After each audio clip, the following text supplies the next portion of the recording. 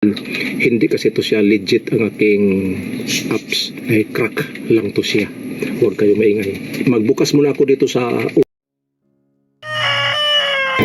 Hi, hello, good morning. This is your Yuyu Sam. Welcome to all lovely ladies and gentlemen. Welcome to my channel. Sa umagang ito, hindi ako nakapagpunta doon sa palayan dahil malakas ang ulan. Dali dalawang araw na ang ulan dito sa amin, gabi at saka buong hapon. Kaya ako naubusan na ng content. So ang aking gawin ngayon o paano ko ginawa pag-edit sa aking content na aking ina-upload. Ako ay hindi talaga expert sa pag-editing. Ginagawa ko lang itong aking pag-edit dahil walang ibang mag-edit kundi ako lang, isang creator, isang maliit na content creator. So kailangan ko na mag-edit kahit hindi ako expert. Maibahagi ko man yun ang aking mga simple sa pag-edit. Una-una, ako muna ay pupunta doon sa field. Mag-shoot ako ng video. Yung video ko naman ay hindi talaga buo. Minsan na pinuputol ko yan kasi ibang posisyon. Umaabot lang yan siya sa isang bawat clip mga 5 minutes, tapos makagawa ako ng 7 clips. Pag dating ko na dito sa bahay, ina-upload ko na doon sa desktop at nilalagyan ko na sila ng mga pangalan. Halimbawa, ito yung pangalan na aking ibinibigay, ang raw video clip, update for the rice 18 variety September 2023 01. So yan ang una hanggang doon umaabot sa video clip number 7, raw video clip, update for rice 18 variety September 2023 07. So ganyan ang aking ginagawa upang hindi ako maligaw sa aking update, at nilalagay ko doon sa aking folder na tinatawag na Tatay Gwapo. Ito yun ang aking folder doon, ginagawa ko. At tapos pag doon na sa folder, i-click ko na lang yung September 27, ay lalabas na doon yung aking mga clip kasi bawat buwan ay nilalagyan ko ng buwan. Yung halimbawa, nag-shoot ako ng video ng August, buong August yan ay nandoon, pero iba-iba naman ang title. So malalaman ko na yun ang aking content na aking ginagawa. Ngayon ako muna ay mag-edit. Ipakita ko sa inyo at halika kayo, samahan niyo ako at paano ako mag-edit sa aking content gamit ang aking Filmora. Doon ako mag-edit. Tapos yung ibang mga clips na aking nilalagay, yung mayroong mga background text sa aking likuran na bago, yun sa ibang apps naman ko yan ginagamit. Pero kadalasan talaga yung sa paggawa ng subtitle, doon talaga sa Filmora ko gumagawa dahil malaki, hindi katulad doon sa ibang editing apps na maliit. Dito ako sa Filmora nahiyang, pero kulang ang Filmora dahil hindi kasi to siya legit ang aking apps, ay crack lang to siya. Huwag kayo maingay. Magbukas muna ako dito sa OBS kasi itong OBS dito ko siya i-record ang aking pag-edit ko ngayon kasi ginagawan ko lang to ng content dahil wala akong maigawa ngayon. Kaya ipakita ko sa inyo kung paano. Nag-open muna ako sa OBS sa aking pag-edit. May i-record doon yung aking ginagawa na editing. Mag-open muna ako dito sa aking apps. Dito ko muna dalhin sa, kasi bali ang aking apps dito na ginagamit, dito muna dalhin ko sa Sami yung raw ko na content. Isa-isahin ko sila dyan. Lahat ng mga sinasabi ko, halimbawa mayroong mga matagal ako makapagsalita, pinuputol ko, at yung mga pabalik-balik na mga salita ay tinatanggal ko rin. Dyan ako mag-edit sa unang-unang content bago ko dalhin doon naman sa isa pang. Ito, maghanap tayo dito ng iba dito na ating i-edit. At dito yung sinasabi ko, yung Tatay Gwapo, at dito ko siya pindutin. Hanapin ko yung September 23. Yan, sa September 23 makikita na lahat ng aking mga video na aking ginagawa at dyan ko sila ilagay. Ito ngayon na aking gawin. Ito yung raw update. Ito yung number 3. Click ko muna kung may sounds pero kung siya konti lang yan. Kailangan ko talaga ng mahaba-haba kasi ipakita ko kung paano ko pagputol-putol. Ito yung aking ginagawa sa pag-edit. Halimbawa ito, akin to siyang itaas. Itong mga parang hindi ka nakapagsalita, matagal ka nakapag-batol ulit ng iyong salita na sasabihin, tatanggalin ko ito katulad ng ganito. Ayan, tatanggalin ko siya at aking i-click. Ito kasi mayroong sinasabi ko na pabalik-balik. Ayaw kong i-upload na mayroong salita nagpabalik-balik na wala pang 1 minuto, bumalik agad. Yun ang aking iniiwasan hanggat maaari. Matagal siya nagsalita dito, bawasan ko lang siya ng konti. Hindi ko masyadong ilapit dahil kung itudo ko siya, maging mabilis na ipagsalita ko. Kailangan normal lang siya. Kasi pangit kung mabilis na masyado dahil okay yun sa iba, pero mayroon kasing hindi makaintindi kung mabilis yung pagsalita. Hanggang walang tayo mag-edit. Hanggang dito lang tayo sa pag-edit natin at balikan natin ang anong sinasabi dito. Kasi minsan, dito ako matagalan dahil dinurugtong ko muna yung aking sasabihin bago ko putulin para hindi halata na pinuputol. Dito ko siya putulin kasi kung hindi ko siya putulin, nagpabalik-balik dito ang salita dito na aking ginagamit at hinahanap ko ang karugtong dito sa mayroon hindi siya nag-compress agad, mayroon tong natira dito na ibang content hindi natanggal kaya hindi sila compress agad. Kung pinuputol mo yung raw video clip, may tendency siya na yung action mo at saka yung video ay magkaiba-iba. Mayroong biglang sumingit, mayroong ibang malayo. At ang ginagawa ko naman yan ay nilalagyan ko ng overlay. Yung overlay na ginagamit ko, yun pa rin yung video na aking ginagamit. Minumute ko lang, ito ang aking gawin, i-mute ko siya. At kung maaari, lagay ko to siya sa slow motion na dito tayo maghanap sa slow motion. Ang slow motion na aking gawin ay yung 0.5 times lang yan. So, smooth siya tingnan kumpara sa ibang pag-slow na masyadong mahina. Ito, hindi siya halata. So, hindi na mapansin na pinuputol ko. Ipakita ko sa inyo. Malaki itong pinagkaiba sa dalawang putol. Bali tatlo, ayan. Ayan, gumalaw siya dahil pinuputol ko. Makikita na gumalaw siya. Upang hindi mapansin na gumalaw, maglagay ka ng video pa rin yung ginagamit mo. Yun ang gawin mong overlay. I-mute mo lang siya. Putulin ko na dito sa dulo.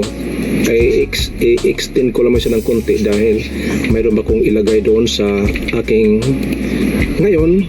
Tapos ko na siya na-edit.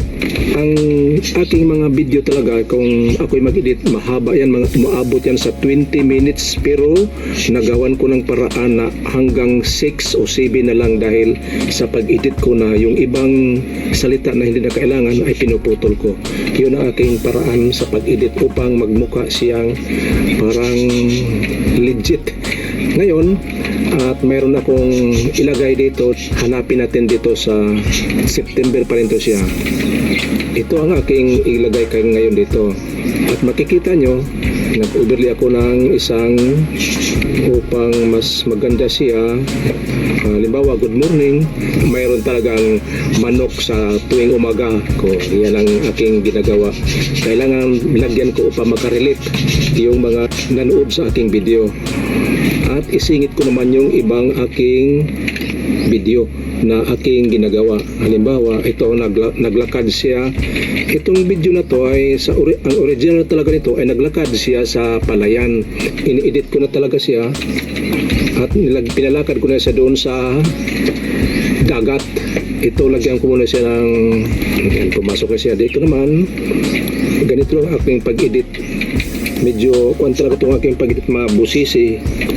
Pero sa iba, simple lang ito nga pag-edit dahil magaling lang sila. Pero sa katulad ko na ako lang mag-isa mag-edit, may ka nga one man. Ayan.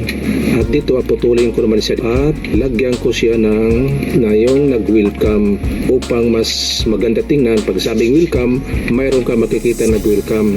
I-mute ko dahil mayroon tong busis na paggawa ko nito. So dito naman ulit ako sa animation. Ito yung aking ginagawa. I-animate ko siya at putulin ko dito. Hindi pa siya nagkaroon ng maraming bunga, so maghanap na muli ako ng aking clip na dati kong ginagawa na hindi pa siya nagkaroon ng bunga. Yun ang aking ilagay para maintindihan ng mga manonood na yun ang sinasabi ko, kasi kung hindi ko lagyan, hindi sila makaintindi, kasi ang content kasi nito sa palay lang, hindi katulad sa ibang mga naggawa ng content na maraming kang makikita, dahil ito sa palayan lang, wala kang iba makikita rito, isang puno lang ng palay, ingay ng hangin at saka lumilipad na ibon. Kaya minabuti ko na lagyan ng mga ganitong clips upang mas maaliw yung mananood, at i-export ko na to siya rito. Export to device. Pagkatapos ito na-export na sa device, isetting ko siya sa dito sa 1920 by 80. So nakalagay dito ngayon ay good. I-export ko na siya. Antayin ko lang na matapos. Yan, na-export na. Ang aking ginagamit na apps ay Filmora. At sa sunod naman, ipakita ko rin ko sa inyo kung paano ko ginagawa yung mga behind words sa isang tao. Doon naman yung sa isang editing apps. Dito lang ko nagawa ng mga ganito dahil malaki ang screen at saka sa pag-type ng mga words, at saka ipakita ko rin sa inyo kung paano kong nagawa ng correction ang aking mga words dahil gumagamit ako ng Google Translator upang hindi mahalata na mali-mali yung ating spelling. Minsan kung ang ating paggawa ng sentences ay kulang sa grammar, o minsan kung ano, parang magkaroon siya ng mga mayroong magtatanong doon, mayroong itanong doon, kaya ayusin mo upang mainsakto siya. Ipakita ko sa inyo mamaya-maya kasi i-export ko pa to siya ngayon. Almost finished na siya, so i-close ko na siya at yes, save the project. Save the project, so mag-exit muna ko dito at ngayon ay dalhin ko naman to sa isa naman, pero i-rename ko muna ito siya kasi kung hindi ko i-rename, maligaw ako nito sa kung saan ko hahanapin, kaya i-rename ko siya. May screen update, so September 2023 pa rin. So yun aking, at ilagay ka muna dito sa aking folder na Tatay Guwapo. Tapos bumalik uli ako doon sa Filmora at i-open uli at dalhin ko naman doon sa last na ating ginagawa, doon naman sa pinaka-last sa pag-edit, for ready for ko na yun, for uploading sa YouTube. Dalawa kasing stage sa aking ginagamit. About stage nung una, maglagay, mag-crop sa mga sinasabi ko doon, tinatanggal yung hindi dapat na marinig o pangit na mga salita, at saka mayroong mga ere, iwasan, at saka maglagay ng layering. Ika nga, kung sa iba pa yun, P2P, picture in picture. O, yan. Pero dito sa iba, hindi tinatawag lang layering. Ito, dalhin ko na sa Filmora at hanapin ko ngayon ang aking isang content, aking ginagawa. Dito tayo sa September, dito ang aking nakalagay, may screen update September 23. Ito yung project. Dito ako nag-edit sa pagkinahulihan kasi nandito yung aking mga, makikita nyo na dito na nakalagay na aking may disclaimer. Bali nakaprogram na siya, itong sa itaas, yung aking, itong logo nito, nandito yung aking watermarks na aking pangalan. Naka-ready na to siya, ang aking mga minumute ko lang siya, at mayroon rin mga ibang sounds dito. Yan ang mga sounds niya, mga sound effects, at yung sounds din aking ginagamit. Dito sa isa aking lang minumute.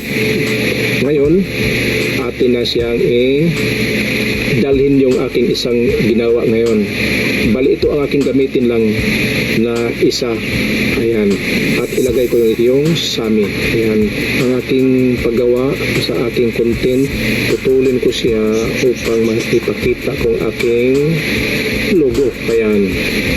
At yung iba naman na sobrang masyadong mahaba, paikliin ko siya. Ilagay ko hanggang dito. Ito ang aking last sinasabi. Ito rin, paikliin ko siya. Ganon din sa ito, i-compress ko siya. Ayan, siya naka-compress na sila lahat. At yung ibang music dito na hindi pwede dapat mapasama ay gawin ko lang to silang dito, idikit ko lang sila, at ang gawin ko nito ay i-mute. Ayan, naka-muted sila. Isa lang ang maririnig na music dahil naka-mute. At ngayon ay mag-type tayo dito sa i-compress natin siya dahil makikita to aking intro. Kailangan hindi muna ito makita, ito muna dito. Kaya ayun ang aking ginagawa. Mag-type na tayo nito. Pakinggan natin kung anong sinasabi. Tanggalin ko to dahil iba ang sinasabi ko. Tanggalin ko muna siya. I-erase. Ganito ang pagawa ko. I-type ko yan sa isa-isa. Lalo na doon sa paglagay ng transcript. Isa-isahin ko sa pag-type. Ganun din dito, yung closed caption at saka open caption. Ito kasi ang ginagawa ko, ang ibig sabihin nito ay ito ay yung tinatawag na open caption. Yung open caption, palagi mo siyang makikita, mababasa. Yung closed caption, pwede mo siyang ipakita, pwede bing hindi. Pero mas mainam na meron kang closed caption kasi kung mai-translate sa iba, katulad ng iba na wala silang closed caption, lumalabas yung mga salita na mga Indonesian at saka yung ibang sinasabi ay mali. Kaya mas mainam na magawa ka ng transcript upang masunod doon sa iyong sinasabi kasi naka-transcript na siya, hindi na siya automatic mag-translate sa Indonesian o any language kasi mayroon ng transcript na sinusunod. Yun ang kanilang basihan sa pag-translate sa ibang lingwahe. Hindi ka na mamproblema at tama ang iyong sinasabi. Pakinggan pa natin kung anong sinasabi. I-compress ko siya dito na konti. So on and so forth, yan ang ginagawa ko. So ngayon, kay tapos na ako nagawa ng transcript ay yung open caption, ang gawin ko naman ito ay underline, ganyan. At pupunta ako ngayon dito sa aking ginagamit na browser, yung Filmo, yung sa Firefox, at dito i-type ko yung Google Translator. Pagkatapos sa Google Translator, i-right click ko yung aking doon, i-copy ko siya, copy, tapos punta ko dito at i-right click, paste, so lumalabas, ayan. So ang ibig sabihin niyan ay okay, clear siya. Halimbawa, lagyan to natin ito ng yung angkol, lagyan natin ng D. So lumalabas na ito, what did you mean? Hi, hello. So mayroon kang mali na i-type dyan at saka wrong sentence, so kailangan hanapin mo siya. Yan, pwede na kung matanggal na yun siya. Kung matanggal na yun, means okay siya. Tapos dito i-copy mo siya at dalhin mo doon sa iyong, ayan, kung nai-repair mo siya. Tapos balikan mo ulit dito. Dito naman, ganun din ang ginagawa mo. Ang gawin mo, ayan, i-copy, i-underline, tapos balik ka ulit doon sa Google Translator. Dito naman ulit, i-copy paste mo siya at lumalabas na walang error. Lagyan mo dyan siya ng ito, yung to din, lagyan mo siya ng S. So lumalabas na, did you mean Diwi? Oh, so mayroon kang mali dyan na ilagay. So hanapin mo dyan kung ano nakalagay. Ayan, tanggalin mo yung S. So alam mo na kung wala ka maidagdag, pwede mo siya hindi i-click dito. Punta ka lang dito sa iyong kwan, i-okay mo lang siya hanggang matapos ang iyong paggawa. Hanggang dito, yan ang ginagawa ko. Tumatagal ang aking pag-edit sa aking isang content. 3 araw, yun ang aking pagtagal sa pag-edit. Pero hindi talaga yan straight na pag-edit ko. Putol-putol yan dahil mayroon pa akong ginagawa. So ang aking, yan, ito katulad nito. Yan, no? What did you mean? Unmoy na. So mayroong mali dyan. Unmoy last update about ito, mali. Ang ibig sabihin yan, ito ang tanggalin mo, may. So mayroon pa nakalagay. Ayan, palitan mo ng B. So natanggal yung words na nagtanong doon. On my last update about on RC means rice, kung siya, yan RC 18 rice variety. So na correct mo na siya, kailangan mo siyang i-copy upang correct mo ang ditong iyong pinagkapihan. Copy paste. Yan. On my last. So okay siya. Yan ang aking paggawa ng open caption. Kailangan talaga nung una hindi ko ginagamit nung bago pa ko naggawa. Basta type lang ko dyan. Tapos matagal yun dahil iniisa-isa ko sa pagtingin. Minsan mayroong kaligtaan na mali pa rin. So matagal matapos. Ito ngayon mas mabilis na to siya. So walang mali. Lipat ka ulit doon. I-okay mo siya kasi walang mali. Dito naman dalhin mo siya. Ayan. At i-copy mo ulit. I-paste mo siya kung ano ba. So ganun pa rin. Wala siyang mali. Ayan. Okay. At dito ka na sa panghuli. Walang mali. Wala siyang mali. This is your Uncle Sam. See you on my next vlog and God bless us all. Bye-bye. Yan ang aking sekreto sa pag-edit. Hindi man talaga ako magaling sa pag-edit. Ginagamit ko lang yung time upang makapag-edit ako dahil walang ibang mag-edit. Katulad natin, isa ka lang maliit na YouTube. Hindi pa tayo matawag na YouTuber kasi hindi pa tayo nakapasa doon sa mga requirements. Maliit na content creator. Ika nga pursuing na maging isang YouTuber. Nagpupilit pa na makawala dito sa tanikala. Inaatang dito sa atin na makapasar tayo doon sa last test, sa acid test sa ating mga ginagawa. Kaya medyo matagal lalo na sa atin na maliit at saka hindi yung content natin ay farming, medyo hindi siya masyadong well known, hindi kasi sunod sa trendy. Ngayon ay tapos na siya na ating na-i-edit at yung mga music ay nalapatan na rin siya at pakinggan natin hanggang dito siya music. Hindi ko lang siya putulin dahil kung putulin ko sa next na aking music na aking gawin, maggawa uli ako ng iba. Pero ngayon hindi ko lang siya putulin kasi for documentary purposes ang aking ginagawa kung paano ako mag-edit. Ngayon i-export naman ulit natin siya kasi nalagyan na natin ng mga.